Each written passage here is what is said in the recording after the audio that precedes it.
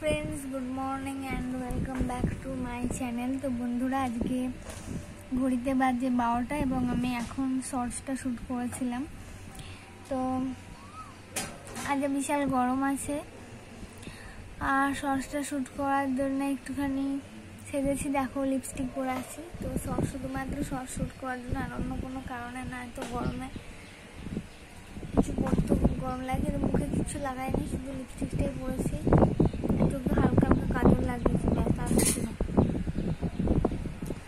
তো যাই হোক ফ্রেন্ড, সবাই খুব ভালো থেকো, সুস্থ থেকো। তোমাদের সাথে একটু গল্প করতে ইচ্ছে হলো তাই একটু শেয়ার করলাম। মানুষের যে